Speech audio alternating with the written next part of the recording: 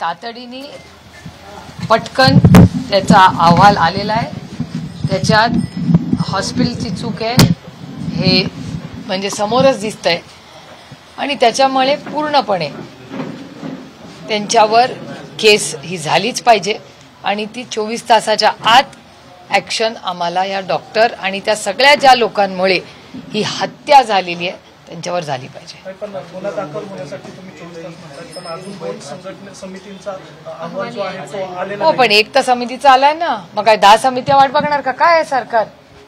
आता कळतंय ना, त्यांच्याच समितीचा रिपोर्ट आहे ना, मग सगळ्या समिती जर ब्लॅक अँड व्हाईट मध्ये सगळं पूर्ण आलेलं आहे सगळ्यांच्या समोर, सरकारचा जो रिपोर्ट आहे, तर मग थांबतायत कुणासाठी? काय अपेक्षा? अजून काय घेणार? जीव गेलाय हो, कुणाची तरी लेक आहे, आई आहे, बायको, बहीण आहे, कोणीतरी कधीतरी थोडंसं या सरकारने थोडासा संवेदनशीलपणा दाखवावा। तुम्ही बघताय की काय हाल झाले, त्या 2 मुली आता आयसीयू मध्ये आहेत, क्रिटिकल आहेत। काय ते आई वडील, त्या वडील आणि त्या कुटुंब कुठल्या दुःखातून जाते, म्हणजे अशक्य आहे खरं ते, म्हणजे सहन करणं खरंच देवच त्यांना ताकद देऊ बाबा, या अडचणीच्या काळात सहन करणं अशक्य आहे। नाही सविस्तर बघा, एक तर आम्ही मागण्यांसाठी नाही आलो, आम्ही माणुसकीच्या नात्याने इथं आलो। त्यांच्या घरातली त्यांची बायको, मुलगी, सून ज्या पद्धतीने तिच्यावर अन्याय झाला, तिची हत्या झाली, त्याच्यासाठी आम्ही त्यांची लेख तर आम्ही आणू शकत नाही, पण त्यांना थोडासा आधार देण्यासाठी आम्ही इथे आलेलो आहे। त्या मुलांना काही मदत आमच्याकडून होईल का माणुसकीच्या नात्याने, म्हणून आम्ही इथे आलेलो आहे। आणि आमची एवढीच अपेक्षा आहे की ह्या कुटुंबावर जो घात झालेला आहे, त्या मुलीची हत्या झाली आहे, ही ह्या महाराष्ट्रातल्या कुठल्याही लेकीवर हा दिवस येऊ नये, ह्याच्यासाठी मी इथे आलेलो आहे। आणि जो काही CCTV वगैरे ज्या काही गोष्टी आहेत या पारदर्शकपणे महाराष्ट्राला कळल्या पाहिजेत की काय नक्की त्या दिवशी झालं, काय पद्धतीने झालं, आणि एक SOP या सगळ्या हॉस्पिटल्सला महाराष्ट्र सरकारने दिली पाहिजे। कारण काही दुर्दैव आहे की छत्रपतींच्या महाराष्ट्रामध्ये, शाहू फुले आंबेडकरांच्या महाराष्ट्रामध्ये आज महिलांवर ही वेळ येते, हे धक्कादायक आहे। रुपाली चाकणकरांनी जो अहवाल वाचून दाखवला, तर त्यांचं असं म्हणणं आहे की अजून 2 समित्या ज्या आहेत, म्हणजे मृत्यू जी संस्था आहे धर्मदायी, यांचा रिपोर्ट आल्यानंतरच गुन्हा दाखल केला जाईल। एवढा वेळ काय घेतला ह्याची मला माहिती नाही, तर तो प्रश्न तुम्हाला त्यांनाच विचारावा लागेल।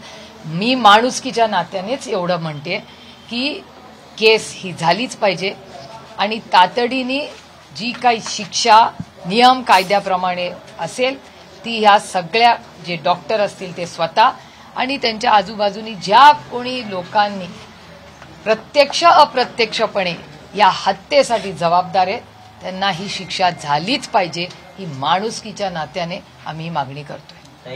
टाइम बाउंड पाहिजे, कारण 3-3 समिती, अर्थातच टाइम बाउंडच पाहिजे, अर्थातच justice delayed is justice denied, त्याच्यामुळे हे टाइम बाउंड मॅनर मध्येच झालं पाहिजे, हाच तर आमचा आग्रह आहे।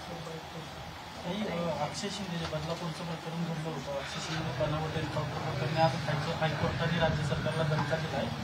पोलिसांवर तातडीने गुन्हे दाखल करण्याचे आदेश हायकोर्टाने आज दिले। हे मी मगाशी बोलले, एक तर हा आत्ताचा जो विषय आपण बोलतोय हा खूप संवेदनशीलपणे आपण सगळ्यांनीच त्याच्याबद्दल बोललं पाहिजे।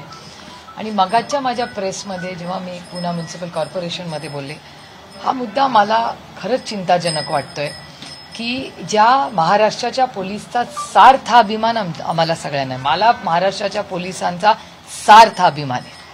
महाराष्ट्राचे पोलीस चांगलेच आहेत, कष्ट करणारे आहेत।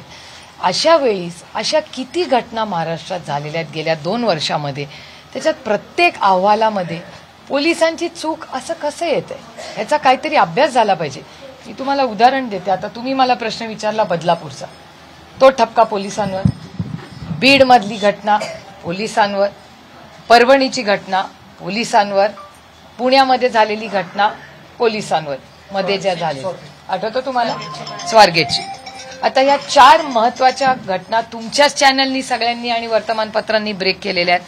4ही अहवाल तुम्हीच वाचलेले आहेत। 4ही महत्वाच्या या केसेसमध्ये 4ही वेळा जो काय आरोप प्रत्यारोप कोर्टाकडून जी शिक्षा ताशेरे झालेत हे पोलीस यंत्रणेवरच आलेले आहेत। त्यामुळे ज्या महाराष्ट्राचा पोलीस हा कष्ट करणार आहे, तो स्वाभिमानी आहे, तो शेतकऱ्याचा कष्ट करणारा मुलगा आणि मुलगी आहेत, जेवढे पोलीसमध्ये आर पाटलांच्या प्रयत्नामुळे आणि त्यांच्या अति पारदर्शक नियोजनामुळे आज आर पाटलांमुळे या महाराष्ट्राची लेक आणि मुलगा हे दोघंही पोलीस यंत्रणेत उत्तम काम करतात, कष्ट करून मेरिटवर पास होतात.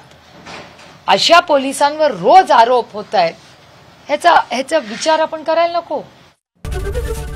एबीपी माझा, उघडा डोळे बघा नीट.